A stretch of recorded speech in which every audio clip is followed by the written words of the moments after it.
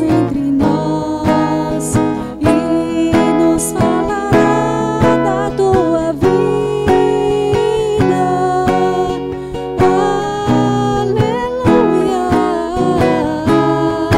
Aleluia, aleluia,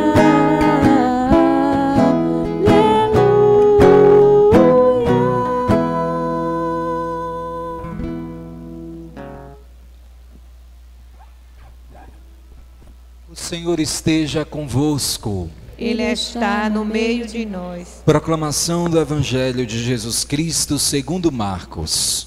Glória a vós, Senhor. Naquele tempo, Jesus chamou os 12 e começou a enviá-los 2 a 2, dando-lhes poder sobre os espíritos impuros. Recomendou-lhes que não levassem nada para o caminho, a não ser um cajado, nem pão, nem sacola, nem dinheiro na cintura. Mandou que andassem de sandálias e que não levassem 2 túnicas. E Jesus disse ainda: quando entrardes numa casa, ficai ali até a vossa partida.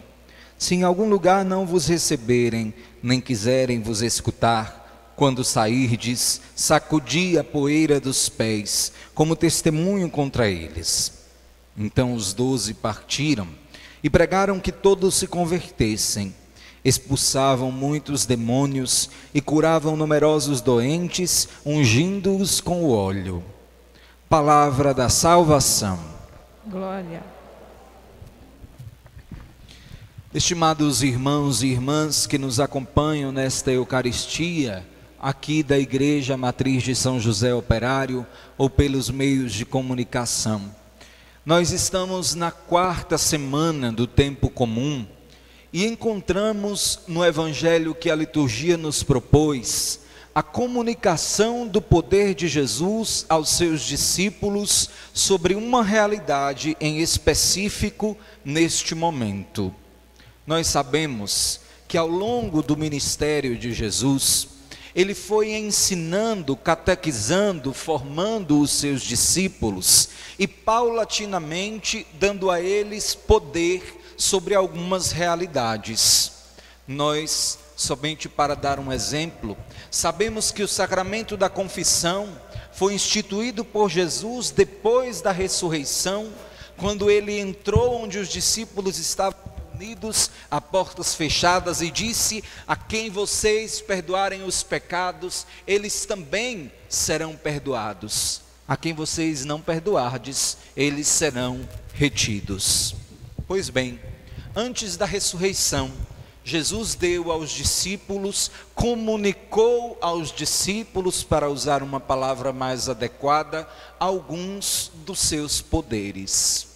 Neste Evangelho, Jesus deu aos discípulos o poder sobre os espíritos impuros.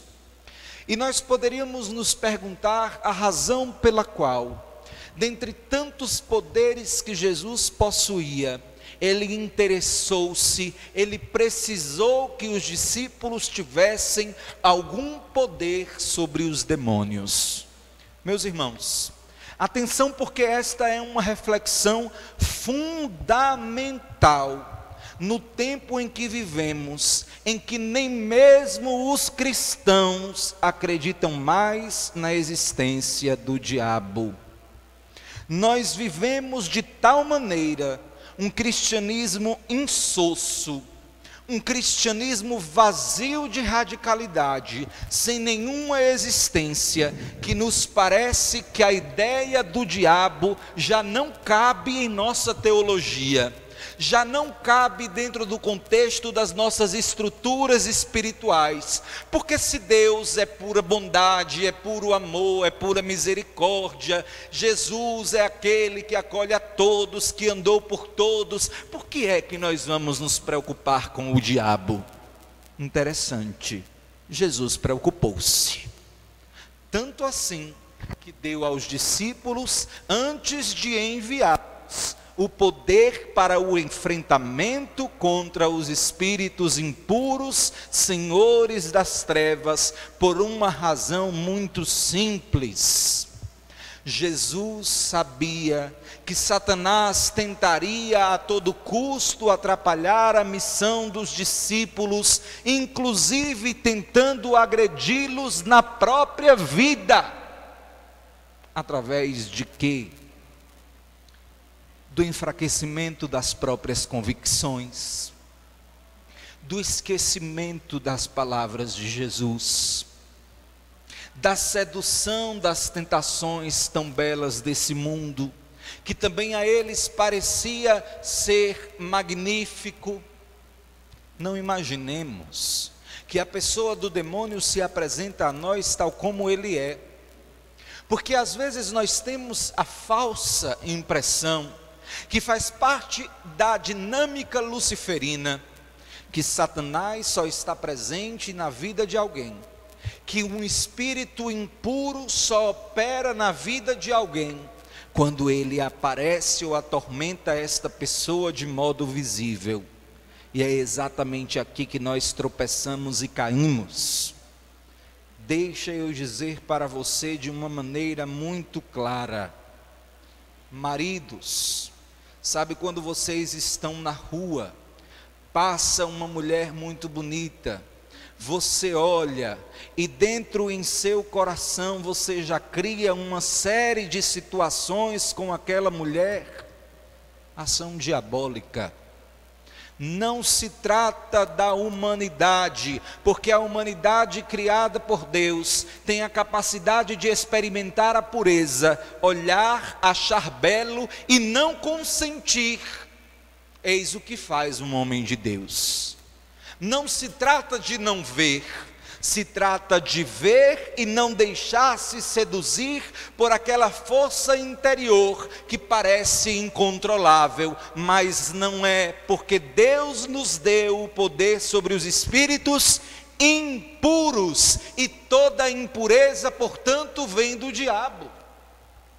Este exemplo, é claro, ele se aplica também às mulheres dentro do mesmo contexto, e a todos nós, quando, por exemplo, estamos trabalhando num comércio, e vemos ali tanto dinheiro, e vemos ali tanta coisa, que às vezes até se perde, e como o patrão não vai usar, a gente vai se achando no direito de se apossar, porque afinal de contas o meu salário é tão injusto, no fundo, então não tem nada demais eu pegar aquela bobagem. E nós começamos, imaginamos que somos nós, a criar argumentos que legitimam o pecado.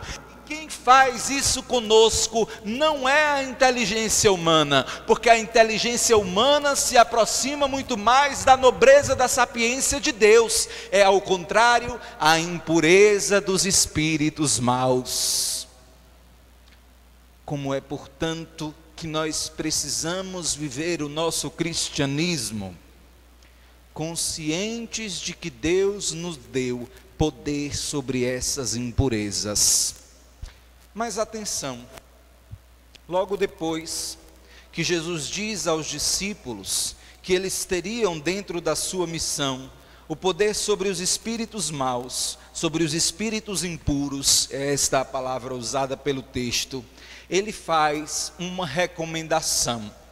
E a recomendação de Jesus é a seguinte: não levem nada para o caminho, a não ser um cajado.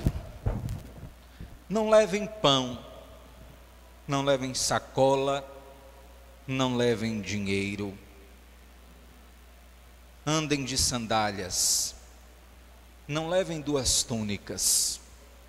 Em outras palavras, Jesus está dizendo: sejam pobres e confiem em mim. Meus irmãos, que dificuldade nós possuímos em exercer uma confiança totalmente plena no Senhor. Nós confiamos às vezes nos nossos próprios mecanismos. E vejam, eu estou falando dentro do contexto da vida espiritual. Quantas pessoas eu já não encontrei que me disseram: padre, Eu estou vivendo uma experiência profunda de oração. Vamos avaliar o que significa essa experiência profunda. Uma quantidade imensa de orações ritualísticas. Mas quando chega a hora do sofrimento e da cruz, imediatamente desconfia do Senhor, se arrepende de ter se abandonado em Deus, se arrepende de não ter se apegado às próprias seguranças, desconfia da ação providente de nosso Senhor e perde tudo que construiu, fazendo com que aquele aparente castelo de espiritualidade caia por terra. E claro, os espíritos impuros ainda vêm, zombam de nós e dizem: está vendo, eu avisei. E para que não seja o espírito impuro a dizer ao seu coração: eu avisei, que seja um sacerdote ministro de Cristo dizendo e avisando a você: para ter poder sobre os espíritos impuros, sejamos despojados de todas as coisas e em tudo confiemos na divina providência. Não nos apeguemos às coisas desta terra, ofereçamos sempre mais aos pobres, possuamos as coisas com uma liberdade cada vez maior, tenhamos consciência que o controle da nossa história e a regência da nossa vida está sobre a mão daquele que rege também os poderes infernais, e não é o diabo, é nosso Senhor, porque a Bíblia diz que diante de seu nome se deve dobrar todo o joelho, no céu, na terra e nos infernos. Agora eu vos pergunto: se dobram-se os joelhos nos céus e nos infernos diante de Jesus, por que os joelhos dos cristãos não se dobram diariamente para rezar? Se dobram-se nos céus e nos infernos os joelhos para reconhecerem o senhorio de Jesus, porque não dobram-se os nossos diante do seu poder, porque não baixamos os nossos narizes e entregamos a Deus o controle da nossa vida? Porque lutamos tanto contra a pobreza, porque lutamos tanto contra o despojamento, porque lutamos tanto e nos apegamos tanto, de uma maneira quase que doentia, a essas pequenezes que nós possuímos emocionalmente. Tanta birra uns com os outros, tantos ciúmes bobos uns com os outros, tantas relações feridas, porque há um apego temeroso às coisas desta terra. Hoje, mais do que nunca, o Evangelho nos convida a possuir um olhar sobrenatural. Existe uma guerra entre Deus e Satanás, e me permita dizer, somos nós o campo de batalha. Quando Jesus voltar, a questão será: de que lado você está? Prostrado diante de Jesus, ou deitado na sonolência do conforto dos braços de Satanás, esperando apenas a hora de nos possuir? Esta é uma séria questão, que já não é levada em consideração, mas que a liturgia nos desperta, porque Deus nos deseja santos para o céu e para a sua glória. Amém.